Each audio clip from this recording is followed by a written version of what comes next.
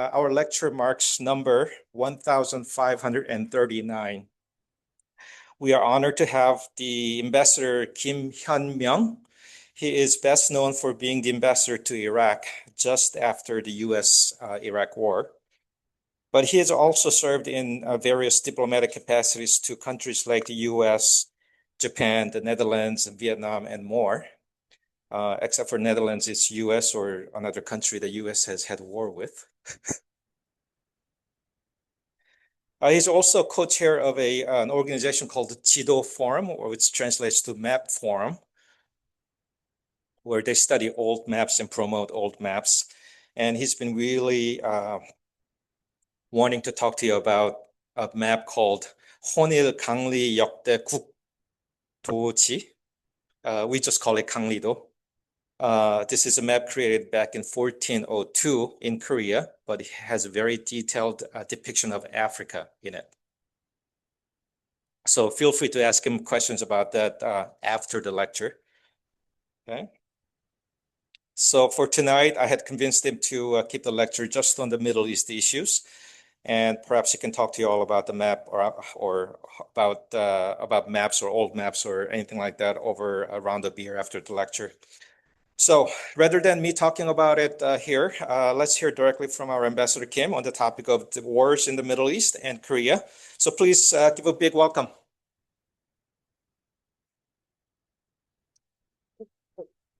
괜찮으세요? 괜찮으세요?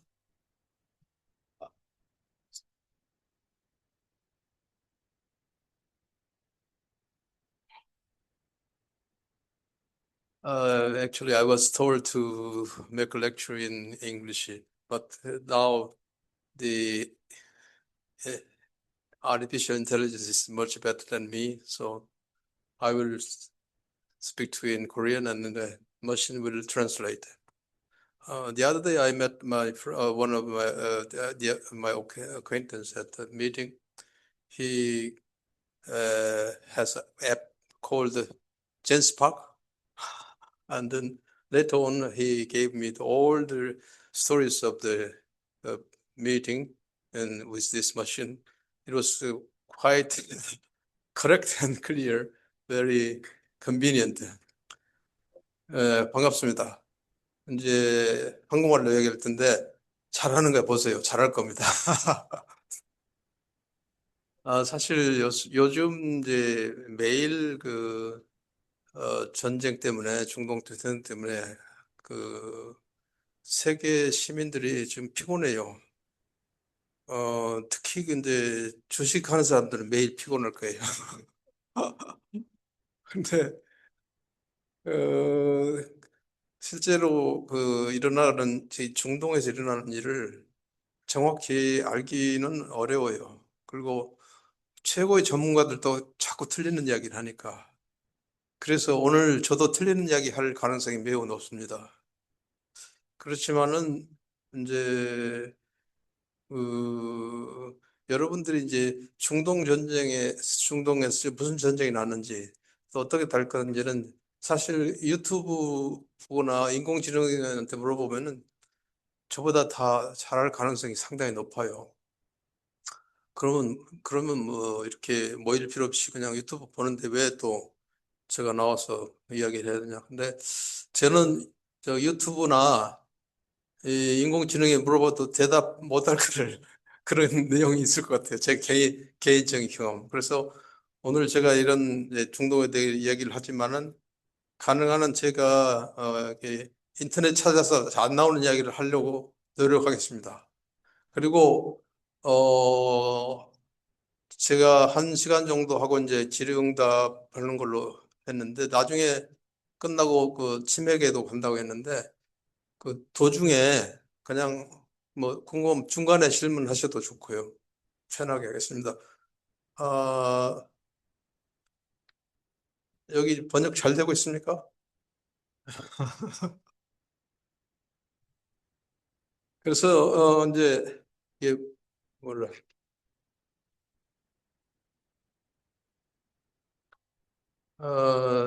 중동 하면은 지금 여러분들이 매일 그렇게 뉴스를 보면서 이 머릿속에 지도가 들어 있는지 안 있는지 모르겠습니다만은 지도를 이해하지 않고는 알 수가 없어요. 여기, 예. 여기 여기 계시는 분 중에서 중동에 한 번도 안 가본 사람 혹시 있으면 손 들어보세요. 오, 아니, 아까 저기 네덜란드에서 오신 분이니까 중국에 살으셔가지고 그래서 제가 안 가본 사람들이 많아야 제가 하는 이야기가 좀 재밌을지 모르잖아요. 다행이네요. 아, 저는 이제 그 외교관 생활 35년을 했다고 됐는데 사실은 이라크 말고는 중동 근무를 안 했어요. 이라크 근무는 한 저는 그때 그 바그다드에 다른 나라 대사들이 와가지고 커티시 콜 예방이라고 오면은 How long have you been here? 이렇게 물어봅니다. 그러면 제가 대답을 어, more than 100 days 이런 식으로 예, 제가 있을 때 이제 그 차량 폭탄으로 유엔 직원도 죽었고 뭐 일본 외교관도 제가 가기 전전 저 점에 외국 2명이 죽었기 때문에 일본 외교관들도 그렇고 대부분 나라들이 대사들이 한 1년 있다 가요. 왜냐면 그래야 죽을 확률이 줄어드니까. 근데 저는 750일, 2년 한 달 있었는데 아주 럭키해서 이게 차량 폭탄으로 해서 도망간 적이 있었지만은 다치지 않고 무사히 왔습니다. 그래서 여기, 여기 보면은 지금 여기, 예? 안 보이구나. 이게 보면은 여기 지도를 보시면은, 이게 아라비아 반도가 있고, 미안합니다. 아라비아 반도가 있고, 이제, 오른쪽에 이란이 있고, 위에 터키 있고, 이쪽에 이집트 있지 않습니까? 저는 이제, 그, 개인적으로 여기, 이란, 이라크, 이스라엘, 레바논, 요르단, 이집트, 카타르, UAE 이런 데는 대충 가봤어요. 그래서 이제 안 가본 사람들에 비하면 조금 아는데 지금 매일 텔레비에서 뉴스가 나오는 거는 이게 그 호르무즈 해변이지 않습니까? 근데 매일 뉴스를 보니까 머릿속에 이 지도가 안 들어있는 분들은 거의 없을 거예요. 근데 우리가 지금 이제 이란하고 이렇게 이스라엘, 미국 전쟁 때문에 사람들이 이제 그게 남의 나라 이야기가 아니라 직접 모든 우리 생활에 영향을 미치지 않습니까? 예, 기름값도 문제이지만 그 공급망도 문제고 해가지고 그래서 사실 이 어떤 경우에는 이제 그 냉전 시대의 경우에는 또그 뭐나 이게 민주주의를 위해서 뭐 인류 평화를 위해서 세계 평화를 위해서 그런 명목으로 이제 이렇게 전쟁 비슷한 걸 했는데 지금은 뭔지 모르겠어요. 왜냐면은 어 이게 많은 시민들이 힘들어하니까 어쨌든 이게 이 중동의 지도인데 한국은 여기 이쪽에 여기 호르무즈 해협이 있는데 여기서 이제 기름 많이 나니까 여기 이제 그 우리가 수입을 하는데 한 70% 정도 우리 제가 이라크 있을 때는 그때 오일 값이 크루드 오일 값이 좀 비쌌어요. 한 배럴당 100불. 그래서 이라크에서 그때 한 1년에 한 100억 불 정도 가격으로 수입했는데 지금 이제 배럴당 100불 올라갔다 내려갔다 하는데 이 전쟁 전에는 60불쯤 했었나? 그러니까 우리나라가 100억 배럴당 100불 할 때는 지금 우리가 수입하는 게 한 천억 불, 그러니까 100 빌리언 달러 정도 수입할 건데, 어쨌든 여기, 여기를 막아버리면, 어, 에너지 수입이 안기 때문에 엄청나게 힘들죠. 제가 보니까 우리 한국이나 일본이 힘들다지만 또 석유가 안 나는 그 가난한 해독은 더 힘든 것 같아요.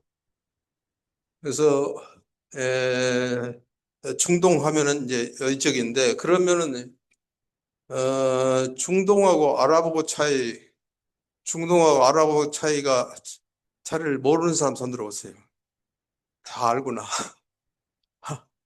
모르신다면 한 분 있네. 뭐, 되게 손 들으라면 손 안 들어요. 중동이라고 하면은, 아까 앞에 지도에 나오는 게 되게 이 지도에 나온 지역을 중동이라고 하는데 또 중동의 범위를 더 넓혀서 이쪽에 북아프리카 쪽도 하는 경우가 있는데 여기 이제 아랍, 여기 이제 중동과 아랍하고 많이 겹치는 부분이 많은데 여기 중동에서 아랍이 아닌 데는 어디냐면은 저 이란은 아랍하고 언어도 다르고 민족도 달라요. 그래서 그 아랍하고 중동하고 차이 하면은 이제 이란 이야기하면 되죠. 이란은 페르시아의 후손으로서 언어도 아랍말하고 다르고 그래서 민족도 다르고 그리고 아랍 사람들이 그 이란 사람들한테 그 아랍이라고 하면은 자존심 상하니까 그렇게 조심해야 될 게 있는데 어쨌든 이 중동에서 대부분 나라가 이제 그 이슬람인 건 맞죠. 이슬람인 건 맞는데 아랍 민족이 있는 거예요. 22개 나라인데 아랍을 다 달라 뭐 지역마다 약간 사투리가 다르긴 했지만 기본적으로 아랍어를 쓰죠. 그 22개 나라가 그리고 이제 아랍이 아닌 거는 아까 말씀드린 대로 오른쪽에 그 저기 이란, 페르시아, 그다음에 이제 이쪽 그 이스라엘하고 터키 여기는 중동인데 아랍이 아니죠. 그래서 그 오늘 뭐 강의 관련해서 또 강의 아니더라도 이 지도는 월에 넣어두시고 또 중동하고 아랍하고 또 페르시아 그 차이는 알아두시면 좋을 것 같아서 설명을 드렸습니다.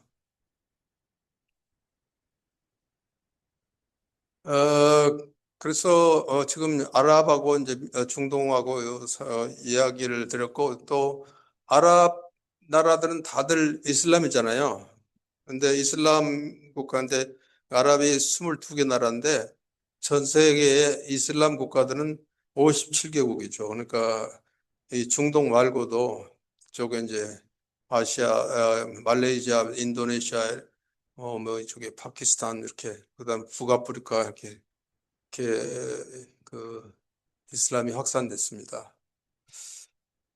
그래서 아까 지도를 봤지만은 이제 어, 저기 초크 포인트 목줄처럼 그러니까 이 다른 물리도 괜찮지만 이 원유가 여기를 꽉 막아버리면 정말 숨을 못 쉬겠고 그다음에 이제 우리 저기 뭐냐 청해부대가 여기 나와 있는데 여기 아덴만 여기서 그다음에 수에즈나 이게 중동의 목줄이 될 것 같아요. 그래서 뭐라고 보냐 중동의 목줄이 될 것 같아요.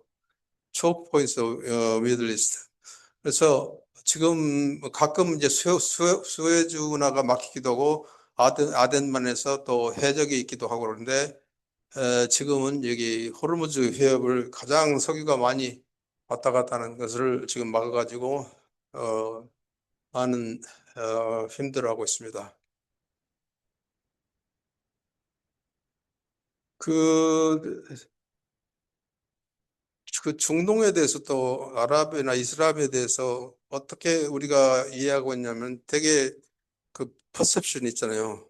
퍼셉션. 그러면은 대개는 이제 물론 중동의 그런 그 뭐나 이 중동에 항상 전쟁이라든지 내전이 있고 익스트리미즘, 테러리즘, 그 인스타빌리티 이런 게 또 많이 있기 때문에 그게 있는 게 사실이긴 한데 또 과장된 측면도 있거든요. 근데 제가 느끼는 거는 최근에는 우리 이제 한국 사람들도 직접적으로 그 중동에 많이 가서 왔다 갔다 해서 직접 정보도 접하긴 하지만 그동안에는 우리의 그 퍼셉션을 가져온 게 어떻게 보면 필터 트루 웨스턴 미디어를 그럴까 그런 측면이 있어요. 그래서 제가 느끼는 거 보면 저는 이제 바그다드를 비롯해서 중동 지역을 돌아보면서 느낀 거는 조금 내가 가지고 있는 퍼셉션하고 좀 다른 것도 있구나. 그래서 이제 우리가 지금은 한국 사람들이 굉장히 그 세계 여러 나라에 비해서 해외도 많이 돌아다니고 해외 사정을 지금 조금만 관심이 있으면 유튜브라든지 이렇게 인터넷에 가면은 찾아볼 수 있지만 그럼에도 불구하고 그냥 별 관심 없으면은 중동 하면은 그냥 안 좋은 이미지가 많이 떠오르거든요. 사실 안 좋은 게 많이 있긴 했지만 근데 좀 우리가 퍼셉션이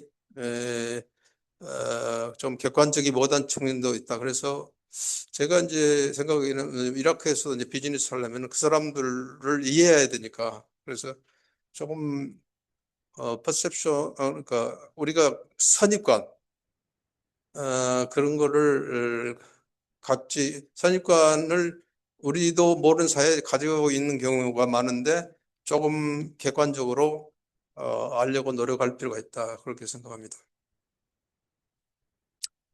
이제 아까 지도를 봤겠지만은 지금 중동에서 전쟁이 일어나고 있는데 이 전쟁 중에 가장 큰 틀에서 보면은 이제 두 가지가 있는데 한 가지는 사우디하고 그 큰 나라가 사우디 인구가 3천만 정도 되고 이란은 이제 1억 좀 뭐 한 9천만 8천만 되나? 근데 어쨌든 이란이 큰 나라고 원래 또 이란 사람들은 자기들이 페르시아 제국의 후손이라고 해도 자존심도 세고 근데 그거 이란은 시아파의 종족이고 그다음에 사우디는 이제 스니파하고 그러는데 그 중동에서 그 이란하고 사우디하고 라이벌리 이게 또 여러 가지 분쟁의 큰 이유 중에도 하나예요.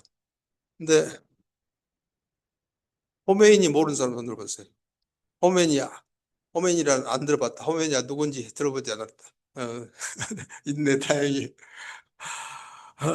1979년에 파리에서 호메니가 비행기를 타고 테헤란에 내려가지고 이 수많은 군정 앞에서 그게 그 이란의 왕인 팔레비가 이제 쫓겨나고 그래 혁명이 나가지고 그래서 그때부터 이제 호메니가 신정 정치, 테오크라시가 시작이 되는데 그 이란하고 사우디 관계는 그 79년 호메이니가 들어오면서 이슬라믹 레볼루션 이란에서 그 나오기 전까지는 이란하고 사우디 관계가 좋았어요.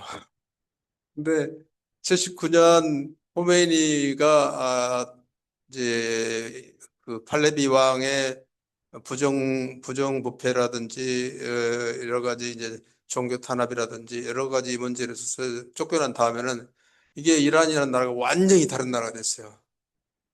여기 강남에 가면은 테헤란로라고 있잖아요. 테헤란로.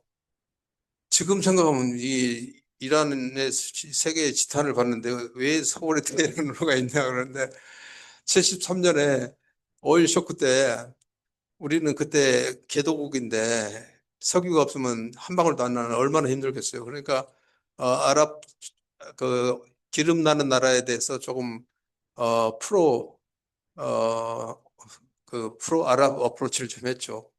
그다음에 프로 이란 어프로치 됐어. 그래서 그 과정에서 이제 테헤란로가 생기고 테헤란에는 서울로가 생기고 그것도 심지어 70 몇 년이야 76년 정확히 기억하는데 70년대 후반에 이태원에 모스크도 생겼어요. 지금은 이제 한국 사람들도 많이 이제 이란 그 중동 많이 가지만 그 당시만 해도 그랬는데 어쨌든 사우디하고 이란이 라이벌리가 중동에서 그 분쟁의 하나의 큰 원인인데 이거는 이란에서 혁명이 난 이후에 이렇게 됐다. 그래서 지금 미국 이스라엘과 이란의 전쟁도 1979년 그 혁명 때문에 여기까지 왔다고도 볼 수 있죠. 그러니까 79년까지는 뭐 테헤란에 가면은 아가씨들이 미니스커트 입고 다니기도 했고 그랬고 그런데 완전히 달랐는데 그래서 할레비가 그 쫓겨난 다음에 무슨 일이 있었냐면 또 이란 사람 중에 잘 사는 사람들하고 미국과 관계 있는 사람들이 저기 LA 쪽으로 많이 이민 왔어요. 그래서 우스갯소리 비슷하지만은 LA는 뭐 그 이란에서 뭐 세 번째 도시라는가 이런 농담이 있을 정도로 LA 제가 LA 있을 때도 우리 집사람이 브리치를 했는데 이라니안 아메리칸이라고 했을 정도로 그 이란 사람들이 많습니다. 그래서 이제 사우디하고 이란하고 라이벌리가 있는데 그 되게 이란이 좀 프록시 이 사우디도 프록시를 내서 가지고 이제 어 어떻게 밑에 번역이 안 나오네. 아, 위에 나오구나. 그래서 레바논은 이제 조그만 나라인데 레바논의 그 요새 TV나 뭐 헤즈볼라라고 해가지고 시아파 그런데 이란이 영향을 받죠. 근데 그 아까 지도 보면 이 시리아 있는데 시리아에서 시리아 아사드 정권이 지금 무너졌지만은 그 아사드 정권 무너지기 전에 이란이 아사드 정권의 영향력을 해서 시리아의 헤즈볼라에서 영향을 했어. 그래서 항상 지금도 그때도 이스라엘하고 레바논 정부하고 하는데 거기 레바논 정부가 헤즈볼라를 장악을 못하죠. 그러니까 계속 문제가 되고 있는데 그 이란하고 영향이 뭐랄까 프록시라고도 볼 수 있다. 그래서 거기다 시아파. 시리아는 아사드 정권이 무너지기 전까지는 이란이 영향을 했는데 지금 아사드 정권이 무너져가지고 이러한 영향력이 이제 많이 감소가 되어버렸죠.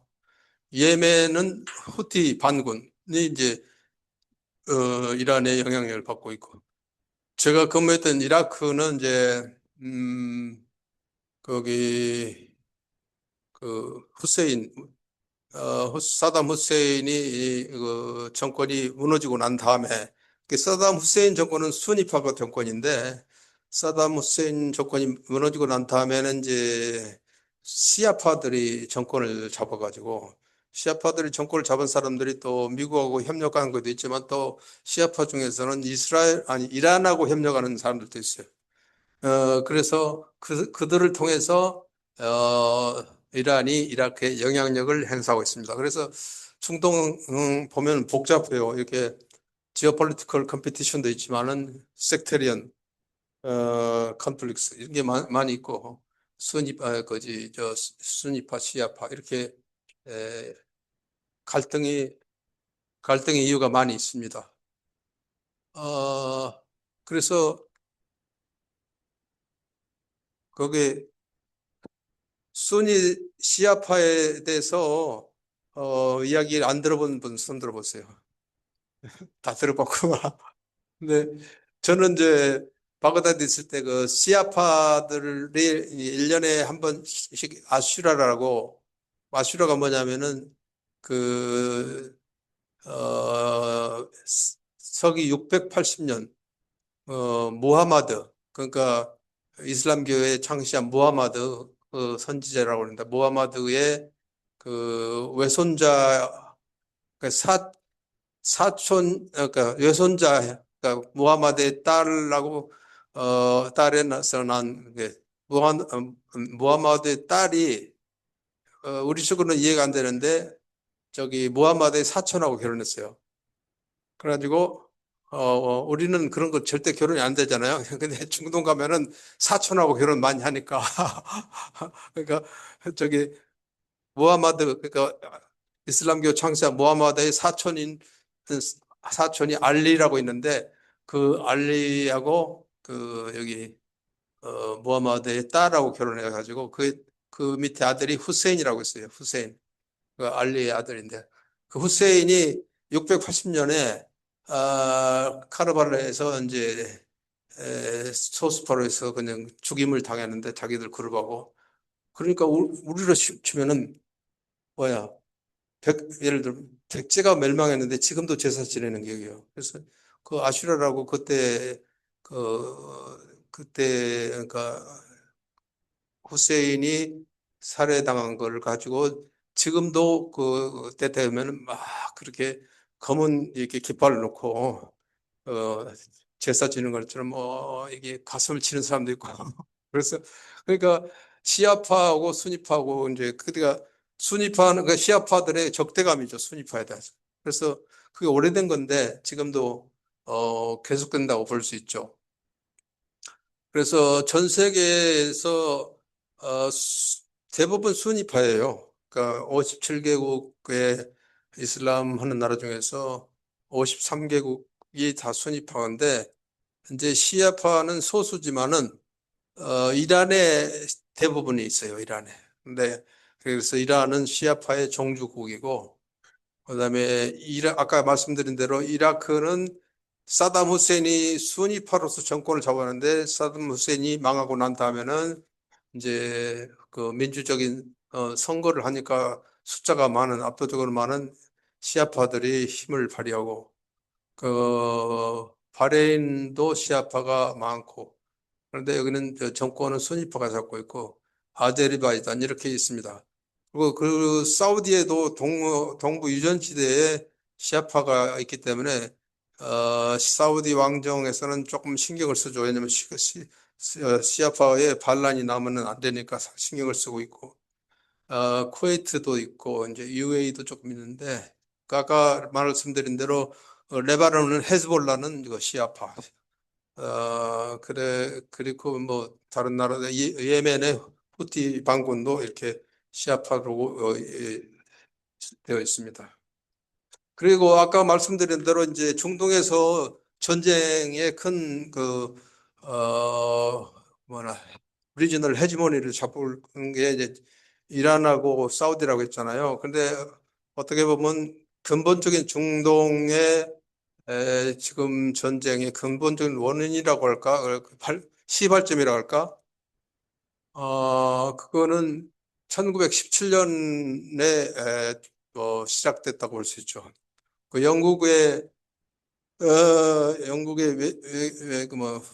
여기 브리티시 포린 세크레터리 영국의 외무장관 격인 볼포라는 사람이 1917년에 여러분들 그 유대인 이야기에 보면 로스차일드 가문이라고 많이 나오잖아요.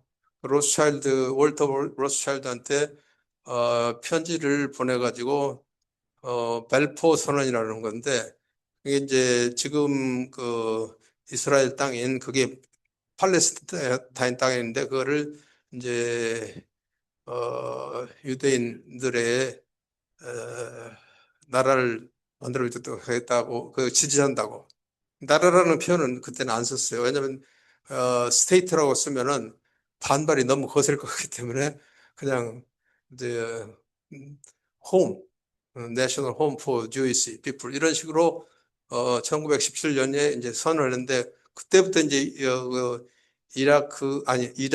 이스라엘의 독립국가로 만들기 위한 준비가 그 전부터 조금씩 유대인이 살기는 살았지만 점점 이제 해외에 있는 유대인들도 모여가지고 1948년에 드디어 이스라엘이 독립을 하게 됩니다. 그러니까 이스라엘이라는 나라가 이제 옛날 저 구약에 나오는 그 시대에서 있던 나라인데 이제 그걸 찾았다고 해가지고 이제 1948년에 이스라엘이 독립을 하게 되는데 그 독립하자마자 전쟁이 나요.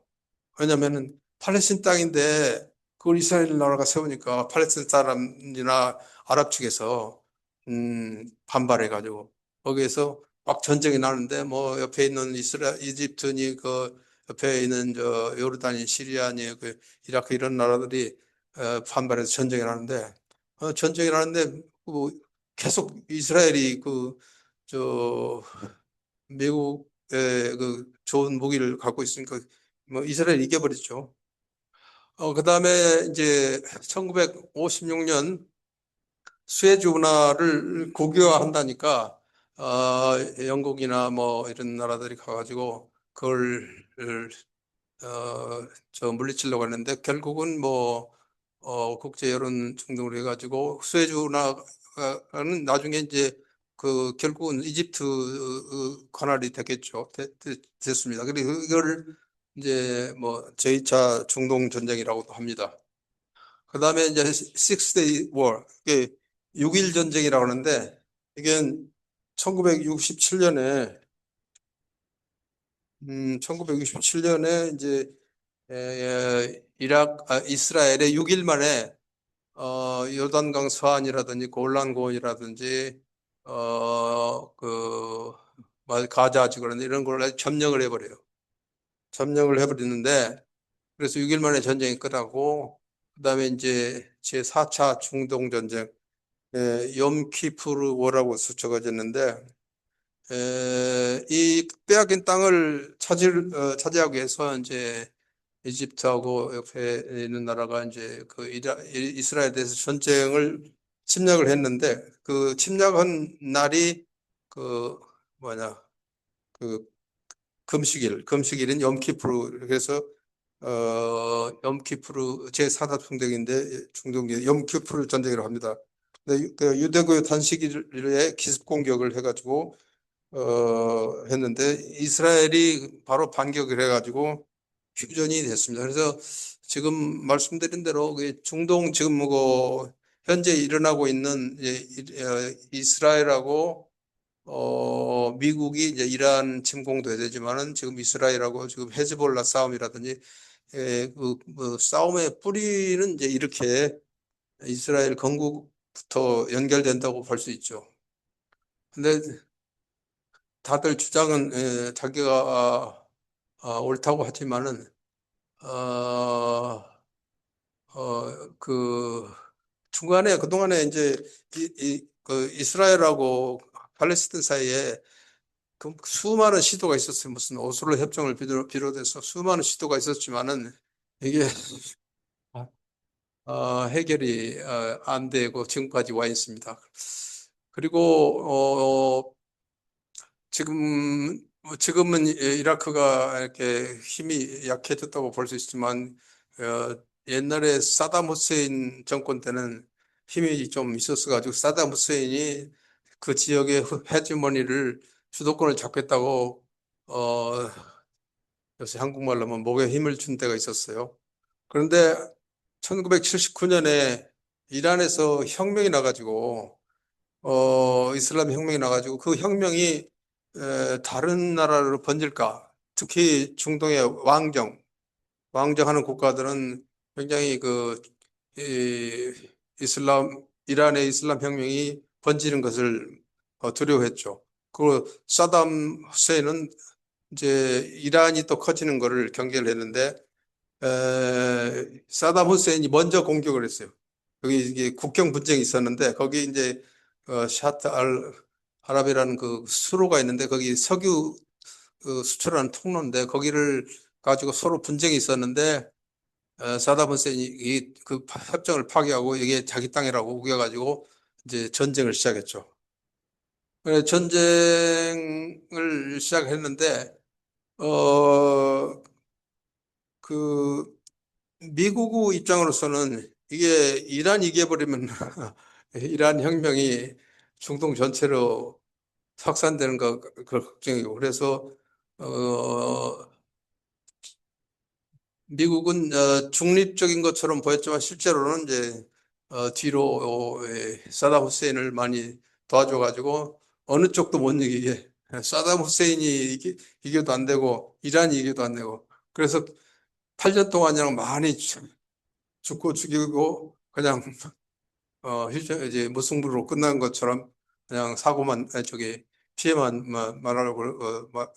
많고 이렇게 전쟁이 끝났습니다.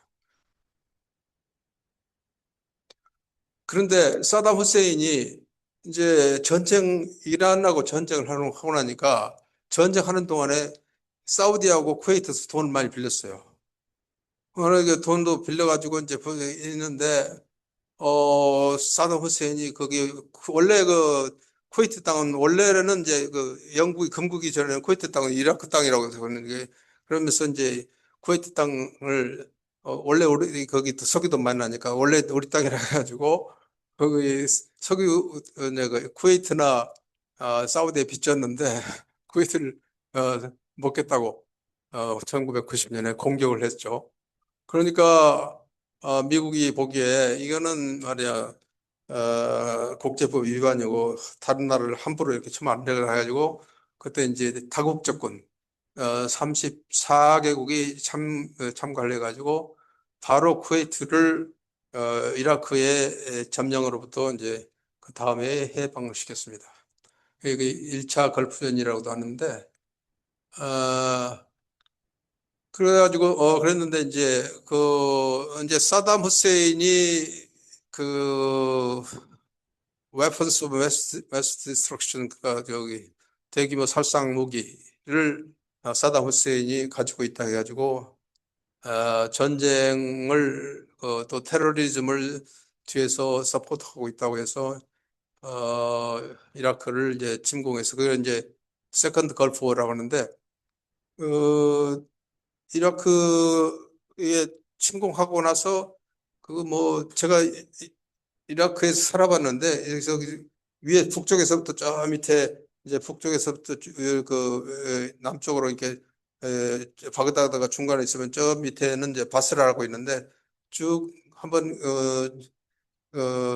경호차를 대동해 가지고 바스라까지 출장을 한번 갔는데 전부 그 모래사막이에요. 그러니까 이게 전쟁하기가 쉽다고요.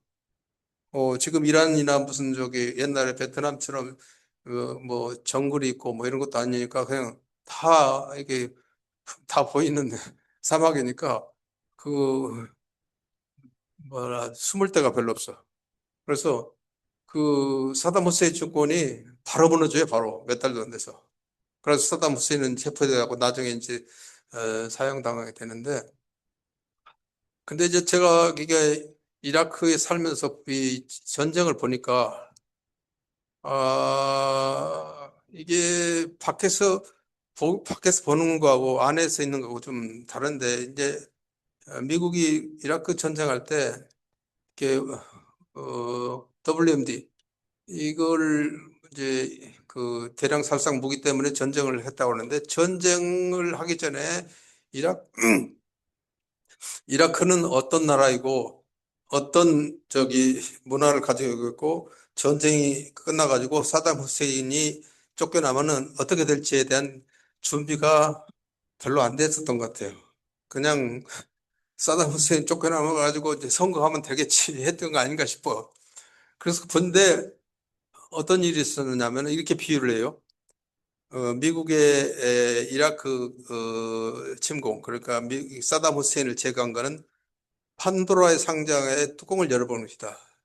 판도라의 상자를 딱 덮어놓으면은 그 안에 뭐가 있든지 이제 조용한데 뚜껑을 열어버리면 안에 있던 마귀가 나와가지고 문제가 되는데 어떤 문제가 있냐면 어, 이라크에는 아까 말씀드린 대로 이제 사담 후세인이 수니파가 소수가 독재를 꽉 눌러가지고 시아파를 탄압하고 시아파도 많이 죽이고 또 북쪽에 가면 쿠르드 쪽이라고 있어 쿠르드족 커드 쿠르드족이라 했는데 거기도 뭐 생화학 무기로도 죽이고 막 이렇게 했는데 이제 사담 후세인을 제거하니까 제거하는 과정에서 또 쿠르드족도 협조를 했죠. 그러니까 거기 시아파하고 수니파하고 싸우게 되고 그다음에 또 북쪽에는 쿠르드시는 자기들끼리 또 독립하려고 하고 그 과정에서 그 또 이제 사담 후세인 밑에 있던 그 군대가 있는데 군대를 그냥 해체해 버렸어요. 그러니까 군대를 어떻게 잘 이렇게 새로 훈련을 시키든지 하면 되는데 그냥 군대 그 월급 받고 있는 군대를 해체해 버리니까 군인들이 어디 갈 데가 없으니까 되게 군인들이 그 군인들이 저기 ISI로 그냥 반란군으로 되기도 하고 그래서 2003년에 미국이 이라크 침공해가지고 몇 달도 안 되는 사이에 사담 후세인 정권이 무너지고 이제 평화가 와야 되는데 매일 그 순위파 시아파 싸우고 그렇게 그다음에 그 사담 후세인 밑에 있는 군대가 해체된 군인들이 그 무기를 가지고 딴 데 가서 아이 땡큐 그래가지고 내란이 났는데 그래서 제가 바그다드 있을 때 보면은 그 이제 되게 이렇게 사담 후세인 때 정권에 이제 시아프가 탄압하는데 시아프가 정권을 잡으니까 순위파 사람들이 이제 그 인서전스 그 뭐냐 반군이 돼가지고 그냥 차량 폭탄을 한다든지 그 어디서 폭탄이 터질지 몰라요. 어느 날 어느 날 저는 대사관이 그린존 밖에 있었는데 이제 그 장관이나 이라크 고위 뭐 국회의장이나 만나러 가려면은 그린존 안으로 들어가 있는데 어느 날 그린존 밖에 안으로 들어가는데 앞에서 폭탄이 터져가지고 아주 뭐야 7번 아이언 거리에 그래서 폭탄 터지니까 가지고 폭탄 터진 지 바로 터진 순간이니까 터진 지 한 1분쯤 된다고 막 연기가 나는데 도망, 뒤로 빼기가 도망오고, 그날 약속은 다 취소해버렸는데, 하여간 미국의 의도는 이제 사담 후세인을 제거하고, 이라크에 민주정부를 세워서, 좋은 나라를 만들는 거였는데, 사실상은 이제 그렇게 안 되고, 내전을 2011년 그까지 미국이 철수할 때까지 계속 싸우다가 이제 미국 철수한 다음에도 제가 2012년부터 14년까지 이라크에 있었는데 제가 떠난 다음에 또 IS가 진동을 해가지고 또 난리가 좀 났어요. 지금은 이제 그런 거는 일정 부분 정도 안정됐지만은 표면적으로 안 되는데 내면 쪽에서는 시아파, 수니파, 북쪽의 쿠르드족 사이에 항상 갈등이 있습니다.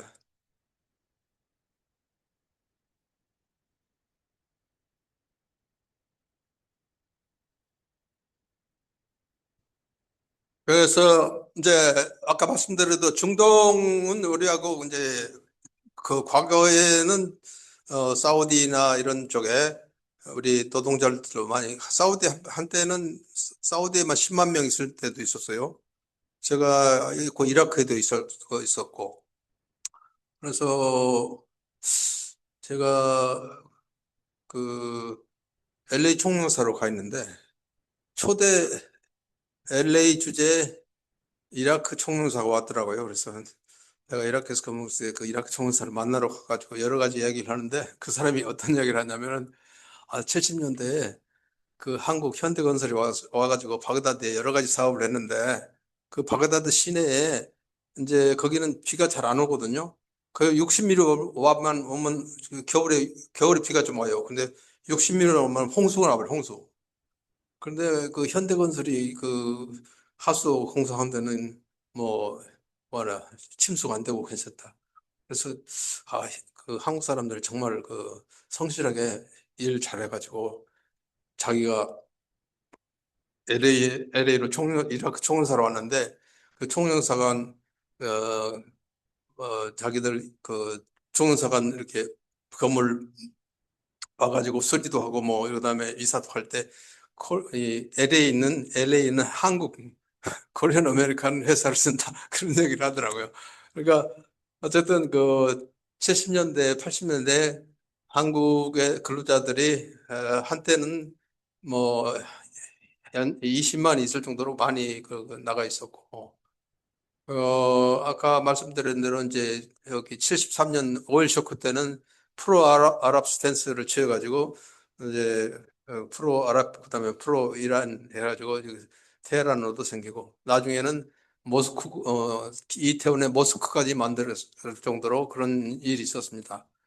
그리고 걸프 전쟁 때는 우리 의료팀도 보내고 수송기도 보내고, 그다음에 아까 말씀드렸던 2003년부터의 그 이라크 전쟁 때는 서희 부대, 공병 부대고 제마 부대라고 의료 부대, 그다음에 자이툰 부대. 자이툰 부대는 자이툰이 그 올리브 나무를 그 동네 말로 거기 자이툰이라고 하는데 평화를 상징하는데 그 이 자이툰 부대는 어 직접 그렇게 전쟁을 하지 않고 재건 사업에 참여했어요. 그래서 이라크 북부에 가면은 쿠르드족의 그 수도격이라는 수 있는 아르빌이 있는데 거기 이제 아르빌 근처에 우리 자이툰 부대가 주둔했는데 그쪽에 가보면은 그 쿠르드족 사람들이 굉장히 한국을 높이 평가해요. 한국 군대들이 가가지고 뭐 좋은 일 많이 해줬으니까. 그래서 그 한국에 대한 이미지가 굉장히 좋습니다. 지금 현재는 이제 우리 그 한국군이 에, 레바논의 동명부대라고 나와 있고 그다음에 UAE 아크 부대라고 있는데 아크란 말은 저기 아랍말로 브라더 형제라고 하는 뜻인가 봐요. 그래서 이제 UAE하고 그 UAE의 군대를 훈련시키고 뭐 여러 가지 그 군사 협력을 하고 있는 아크 부대가 있고 그다음에 한미 부대라고 이제 남수단에 있고 그 청해 부대는 저 네이벌 태스크 포스인데 그 아덴만 그쪽에 나와 있습니다.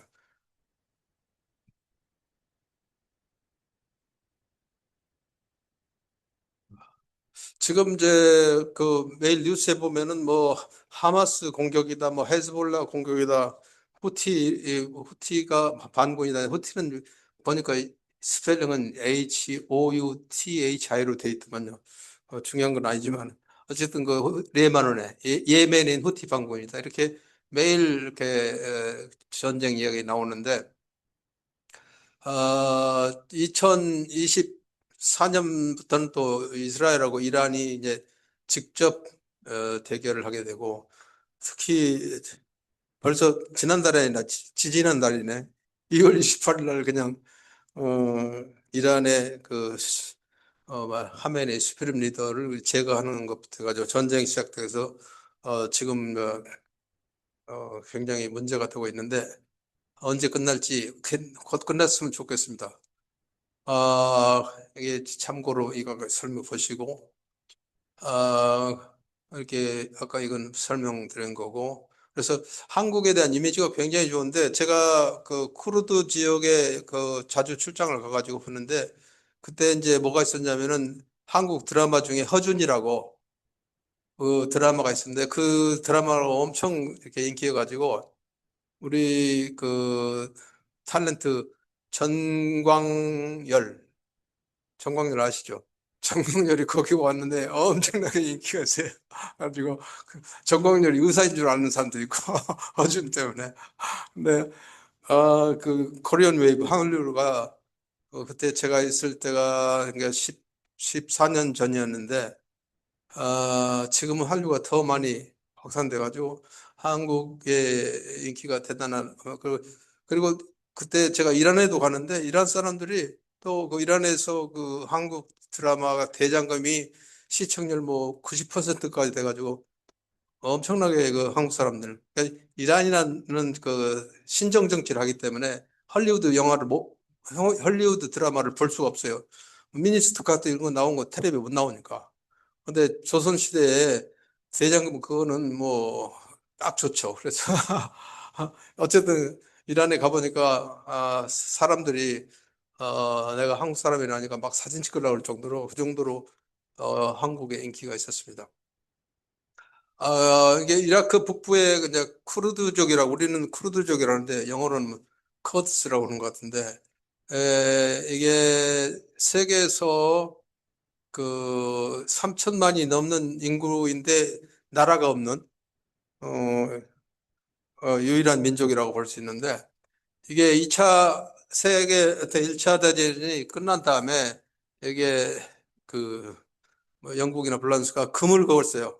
그러니까 민족이라든지 뭐 문화다든지 여러 가지 그걸 상황을 고르지 않고 직선으로 그러다 보니까 이게 쿠르드족이 터키에 제일 많이 들어가 가지고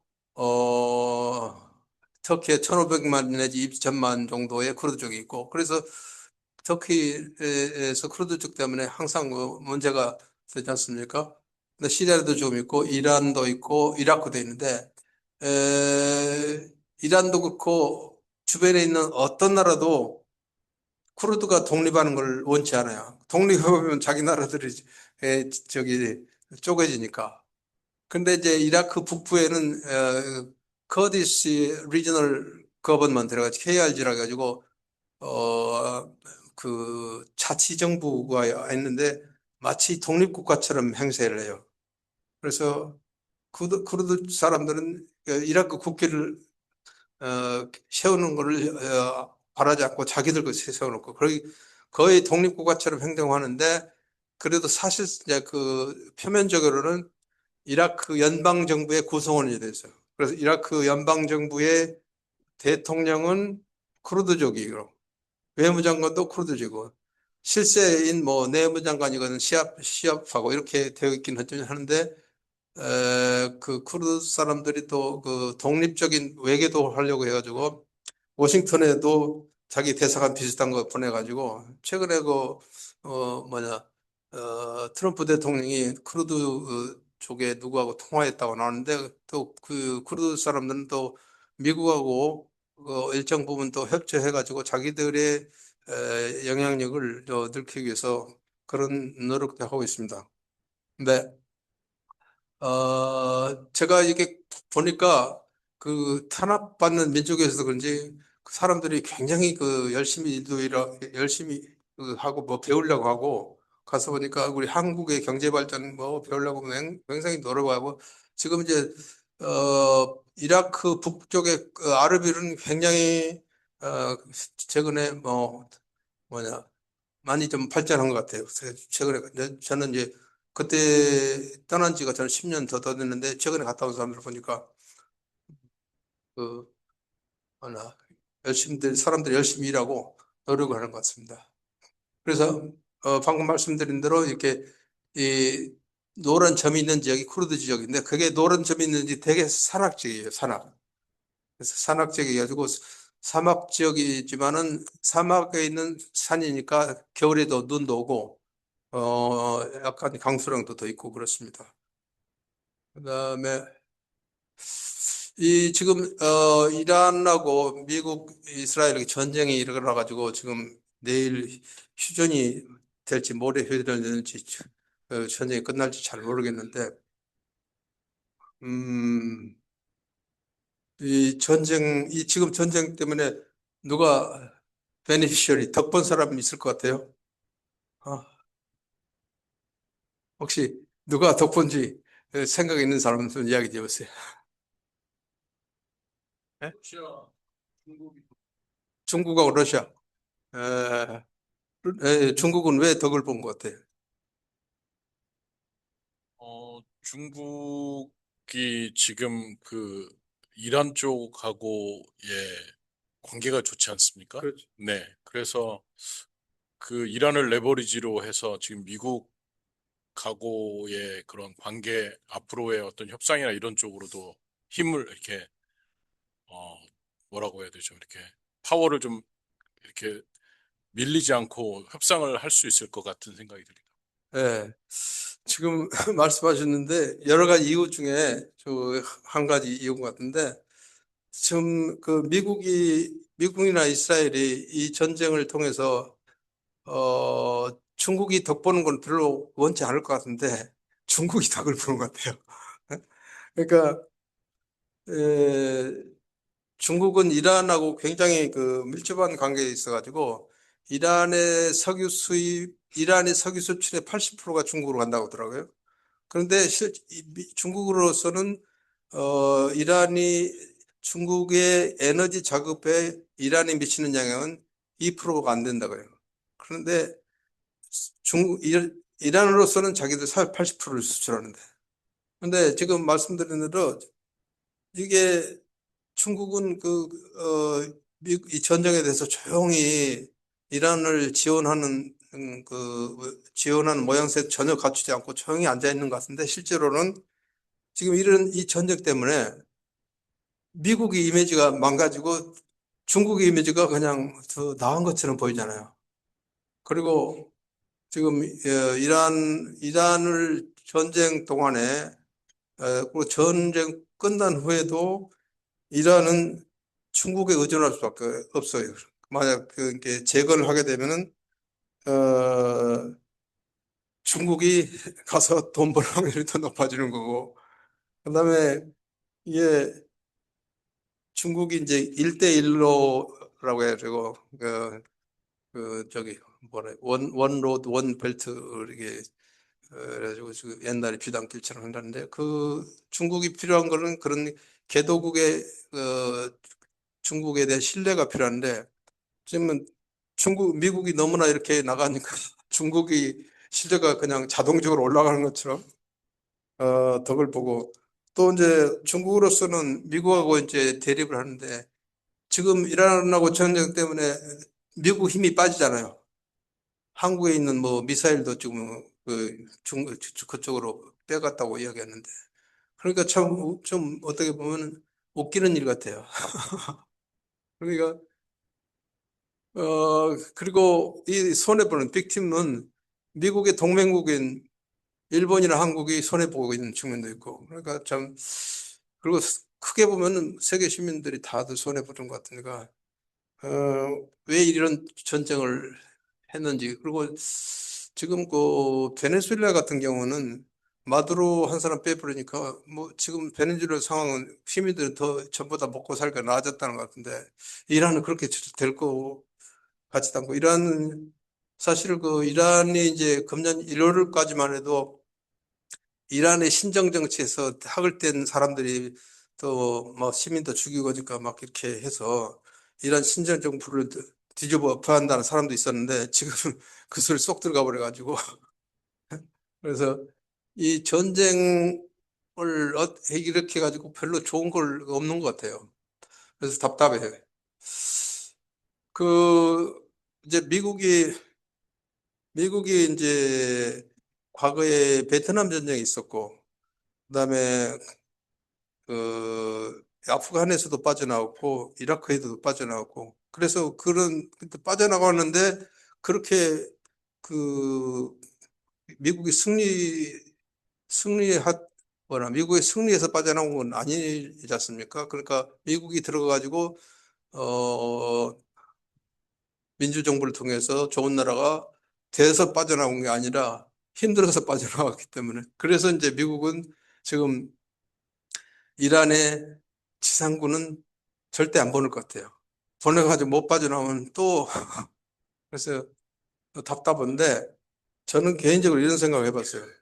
아까 말씀드린 대로 아르빌에 한국 군들이 가가지고 재건 사업을 했는데 굉장히 한국 사람들은 그 동네 사람들을 잘 그, 하스 앤 마인드를 잘 이렇게 어, 끌어오는 재주가 있는 것 같아요. 그래서 만약에 미국이 지금 이란 전쟁에 무슨 300억 불 썼다는데 그리고 또 몇백억 불 더 쓴다는데 한국 같으면 그 돈 반만 가지고도 훨씬 잘할 수 있을 것 같은데 그런 생각을 해봤습니다. 그래서 근데 실제로 제가 보면은 이제 그 한국군은 어 한국군은 의무적으로 다 군대를 가잖아요. 한국 남자들은. 그래서 그 민간에 가면 연봉 100만 불 받을 사람도 군대 가야 돼요. 1000만 불 받을 사람도 군대 가야 돼요. BTS도 군대 가야 돼요. 무슨 이야기냐면은 굉장히 우수하다는 뜻이죠. 한국 군대들이. 그래서 좀 답답한 생각을 했습니다. 근데 시간이 조금 됐는데 개인적인 뭐 경험 이야기하는데 이 개인적 여기 경험 다 이야기 말고 일단 하나만 해보겠습니다. 아까 이제 한국에 대한 그 이미지가 좋다고 했는데 제가 이라크에 있을 동안은 이제 지방 가는 것도 위험하니까 조심해서 가는데 가게 되면 이제 주로 그 사람들한테 좀 모티베이션을 심어주는 그런 이야기를 하려고 해서 한국이 어떻게 경제 발전했는지 우리가 저기 한국 전쟁 이후 그러니까 식민지에서 해방되고 한국 전쟁으로서 다 망가지고 이런 거를 이제 한 10분짜리 동영상이 있는데 그런 걸 가지고 이제 보여주면서 이라크도 전쟁으로 이제 폐허가 되고 힘들었지만 여러분들 한국은 기름도 없는데 했는데 여러분들 충분히 잘할 수 있다. 이런 이야기를 이제 지방 가서 해주는데 한 번은 이제 이라크 요르단 국경 지역에 안바르 주라고 있어요. 안바르 프로빈스 주. 거기에 이제 그 주도가 라마디라고 있는데 거기 이제 한국 가스공사가 사업을 하고 있으니까 그게 주지사를 한번 만나러 가야 되는데 그 동네가 좀 시큐리티가 보장 안 되니까 조심스러워요. 그래서 한 번 가야 되는데 이게 어떻게 하나 하는데 거기 주재하는 프랑스 대사를 만났더니 자기가 며칠 전에 갔다 왔다 이거야. 그래서 어떠냐 그랬더니 거기 가면은 그 그냥 자고 오면 위험하니까 그냥 당일치기로 갔다 오면 괜찮다고 이야기해줘가지고 이제 제가 그 라메아디를 이제 당일치기로 출장을 하는데 가가지고 주지사를 만났어요. 주지사를 만나가지고 이제 한국 거기 경제 발전에 관련 책도 주면서 근데 그 주지사가 뭐 전쟁 때 그러니까 좀 팔이 한쪽이 없는데 영어는 잘하더라고요. 근데 그래서 이 한국 경제 발전에 관한 책이니까 이게 너 당신이 바쁘면은 직원들한테 해가지고 여하튼 당신들 보고하라 그래서 그래서 이제 그 대신 내가 10분짜리 동영상을 줄 테니까 이거는 한번 보고 한번 한국이 그렇게 전쟁 폐허에서 어떻게 했는지 알아보라. 그게 좀 이런 걸 보라. 당시 이것만 보기 바라고 했더니 알았다고 그러는데 면담 끝나고 났더니 지금 바쁘냐고 그러더니 아직 안 바쁘다고 그랬더니 여기 옆방에 지금 내가 가지고 온 USB 그 같이 볼 수 있는 거 마련해서 같이 보자고. 그래서 이제 그 10분 동영상을 그 주지사, 그 뭐 주의 의장, 그다음에 우리 직원들, 그다음에 거기 주의 공무원들 한 30명 정도 같이 봤어요. 근데 그 10분 동안에 한 사람은 화장실 갔다 오고 왜 화장실 갔다 왔냐면 그 한국 전쟁의 폐해에서 이렇게 그걸 딛고 한국이 발전한 걸 보니까 자기들 전쟁에 대해서 그 전쟁 생각이 나가지고 너무 이제 눈물이 나와서 그래서 화장실 눈물 닦으러 갔다고 또 한 사람은 화장실 안 갔는데 그냥 눈물이 나오고 그래서 그 10분 동영상 끝나고 나니까 내가 있는 사람들이 자동적으로 박수를 치고 그 기자들은 저한테 마이크를 대면서 여기 또 코멘트 해달라고 그다음에 주지사는 야 이거는 우리만 보기 아까우니까 내가 텔레비에 방영하고 싶은데 해도 되냐 그래서 다음 날 와가지고 바그다드에서 텔레비에 나온 거 봤습니다. 그래 제가 여러 가지 에피소드가 있었는데 그런 에피소드 하나만 더 이야기할까요? 네, 하나만 더. 제가 이제 외교관 생활을 하면서 해외 나가면은 한국을 이제 처음에는 아유 제페니스, 차이니스 이랬는데 이제 한국이 지금 올라갔는데 제가 이라크 대사하는 동안에 그 T-50 비행기라고 지금 FA-50이라는 것 같은데 그거를 이라크에 이제 수출하게 됐는데 이 영국하고 러시아하고 많이 경합을 했어요. 근데 어느 날 영국 대사가 나한테 컨그레츄레이션스 악수를 청해요. 그래서 자기 자기들이 경쟁했는데 한국한테 졌는데 나한테 축하한다고. 그래서 옛날에 우리가 개도국으로서 그 한국을 별로 안 하지도 않을 때에 외교를 하다가 영국 대사가 나한테 와가지고 축하한다고 악수해 주니까 제가 나라가 많이 변했구나 한 걸 느꼈는데 지금은 더 변했습니다. 뭐 대충 이 정도로 끝내고 질문 있으시면 질문 받겠고 그리고 질문이 또 부족하면 치맥에 가서 더 이야기하겠습니다. 여기 결론은 여기 결론 안 났구나.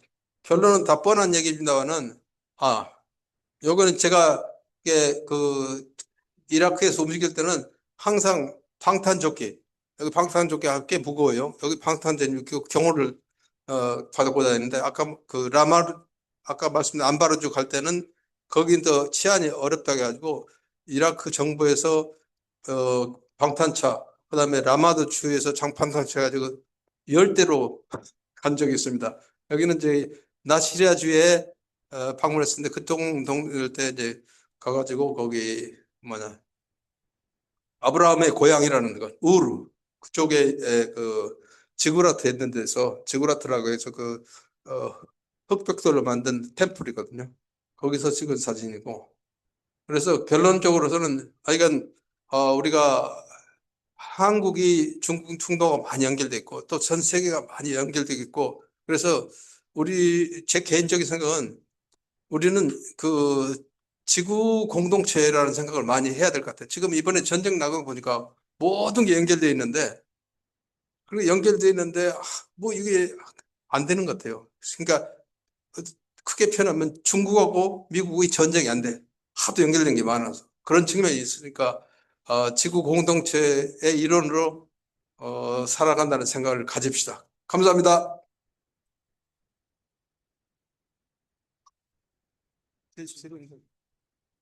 Questions? 질문 있으면 받겠습니다.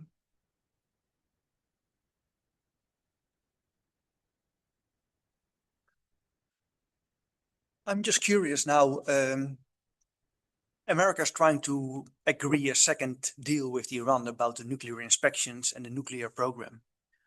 What are your thoughts about the original deal that was done in the Barack Obama era? Did you think it's a good deal, or you understand why Trump got rid of it? 이란의 농축우라늄이 뭐 400kg 그런가 내가 그거를 이제 이야기를 하는데 이제 오바마 정부 때 이란하고 일정 부분 합의를 했잖아요. 참 어려운 문제인데 실제적으로는 그러니까 북한 핵 문제도 이 북한을 이렇게 누르는 과정에서 핵이 더 커졌거든요. 이란의 핵 농축 핵 저장 400kg 있는 것도 이란을 누르는 과정에서 생겼어요. 그러니까 이거는 그냥 완전히 제거하지 않으면은 어려운 것 같아요. 그러니까 그거를 이렇게 누르는 과정에서 자기들이 보완 본능으로 생긴 측면이거든요. 북한 핵 문제도 해결될 뻔했는데 해결이 안 되니까 그 사람들이 다시 핵을 개발하려고 한 그런 측면이 있는데 그래서 지금 질문이 오바마 정부 때 협의한 게 잘 된 거냐 그러는데 저는 그렇게 생각해요. 지금 예를 들어서 북한 핵 문제 북한이 정말 미친 사람이 정권을 잡고 있다면 너무나 위험하죠. 언제든지 핵을 쏠 수 있다면. 그런데 미친 사람이 아니라면은 덜 위험한데 그러니까 북한은 핵을 제거하려고 노력은 해야 되겠지만은 그냥 이게 힘으로 눌러가지고 제거가 안 되니까 그러면 살살 달래서 어려운 문제지만 저는 이거는 이따가 치맥 대학에서 좀 센시티브한 문제니까 치맥 대. 자, 또 질문하시고.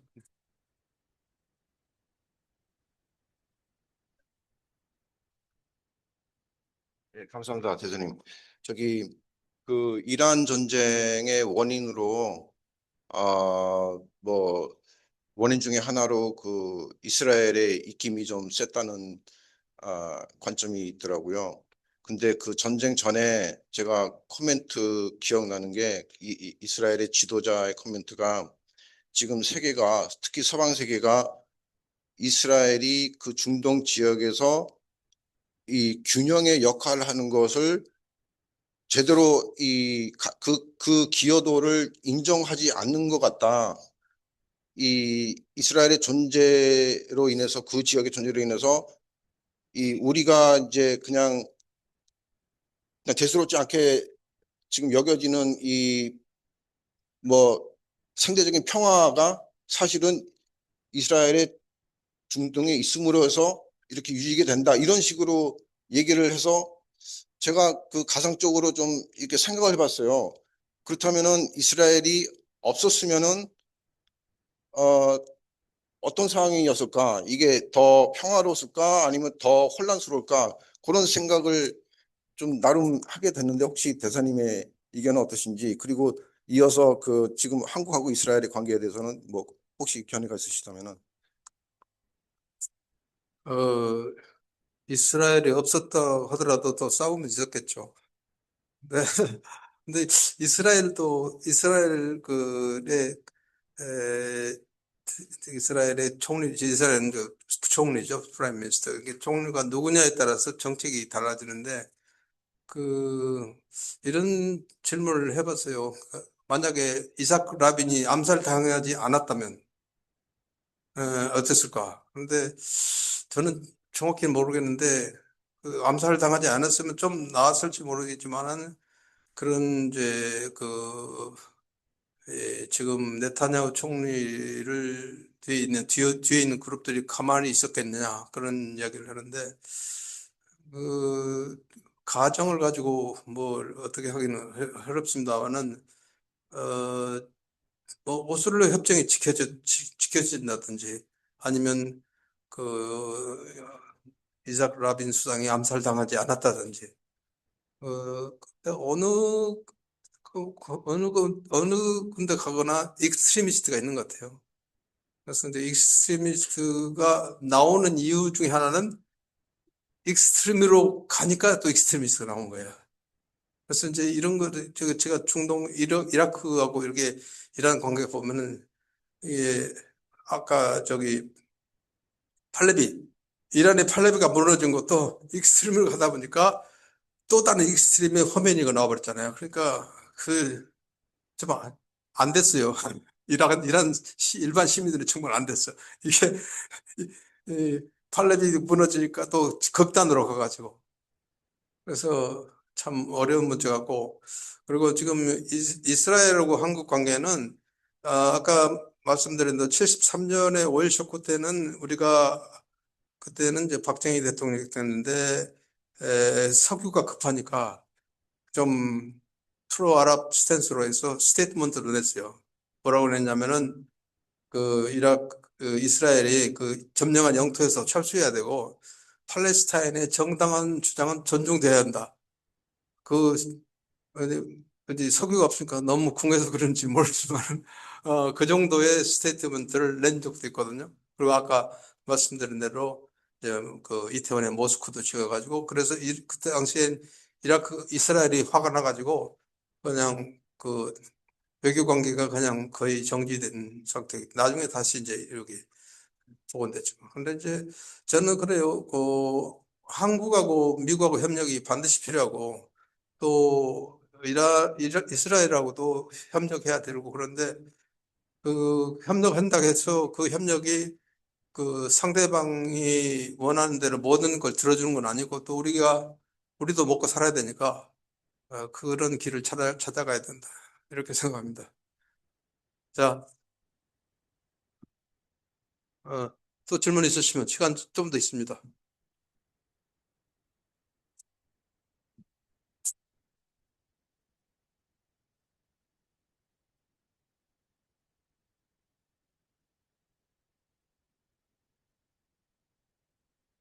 여기 레바논에 가면은 레바논의 수도가 베이루트고 베이루트에 좀 이르러면 비블로스라는 고대 도시가 있는데 페니키아인들이 옛날에 지중해 무역을 할 때 거기 가면은 그 백향목이라는 나무가 있어요. 시다. 옛날에는 엄청 많았대요. 그래서 그걸 이집트로 수출도 하고 그랬다는데 지금 백향목 나무나 옛날처럼 많지는 않지만 나는 아주 이쁜 나무더라고요. 근데 레바논은 뭐 중동의 파리라고 하는데 그때 지금은 또 전쟁하고 시끄러워서 가는 그때는 제가 2012년 갈 때는 그래도 좀 괜찮았었는데 거기가 이제 이쪽에 그 헤즈볼라 지역 아닌 베이루트 그쪽 정도는 그냥 어디 파리 온 기분이에요. 날씨도 좋고 그냥 카페도 이쁘고 그다음에 그 뒤 산에 가면은 겨울에 스키도 하고 근데 겨울에 스키하는데 밑도 산 밑으로 내려오면은 따뜻하게 골프도 치고 참 좋은 땅인데 전쟁이 나가지고 너무 안타깝고 또 와이너리도 있고 불란서 영향을 많이 받았는데 그리고 이제 그 이스라엘 가면 사해 근처에 마사다라고 있는데 마사다 가본 사람 안 가봤구나 마사다. 근데 마사다 보니까 그 서기 기원 후 73년 그쯤에 로마가 거기를 점령을 하거든요. 그래가지고 그게 이제 성인데 그를 점령해가지고 거기 남은 사람들이 다 죽어요, 다 죽어. 다 죽어가지고 그냥 로마 군대로 오기 전에 차례를 자기들끼리 이렇게 죽여가지고 마지막까지. 근데 거기에 보면 이제 해외 유대인들이 이스라엘 가면 꼭 거기를 방문하고 그다음에 뭐 저기 이스라엘 우리로 치면 육사학생들 그런데 가서 보니까 이 이슬람 마사다라는 곳이 유대인들한테는 굉장히 중요한 상징적인 지역인 것 같더라고요. 나중에 안 가보시더라도 한번 마사다를 검색해 보면은 이스라엘 사람 유대인을 이해하는데 좀 도움이 될지 모르겠습니다. 그리고 제가 이라크에서 일하면서 이제 제가 거기에 우리 대사관이 그린존 밖에 있어가지고 좀 더 위험하니까 그린존 안으로 이사를 가기 위해서 땅을 확보해가지고 공사를 시작하는데 이라크 사람으로 일을 하는데 이게 인샬라라는 게 진짜 골치 아픈 거거든요. 되는 것도 인샬라, 안 되는 것도 인샬라, 잘 모르는 것도 인샬라. 그러니까 이게 분명히 된다고 했는데 보니까 그건 아니라는 거예요. 그러니까 인샬라는 뜻이 하나님이 뜻이다. 그러니까 뭐 되는 것도 안 되는 하나님 뜻이고 안 되는 것도 하나님 뜻이고 될지 안 될지 모르는 것도 하나님 뜻이니까 어떻게 보면 면피하기 딱 좋은 대답인 것 같더라고요. 그래서 제가 그 아랍 사람들하고 일하면서 이게 굉장히 힘들더라고요. 그 이해하기 힘들. 그러니까 한국 사람이나 여기 일본 사람이나 여기 사람들은 그런 면에서 굉장히 분명하니까 일본 사람보다 한국 사람이 더 분명한 면이 있죠. 그래서 근데 중동에 가면 여러 가지 다른 문화가 있는데 인샬라도 굉장히 어, 그 동네 사람들을 이해하는데 중요한 단, 고맙습니다. 고맙습니다. Thank you.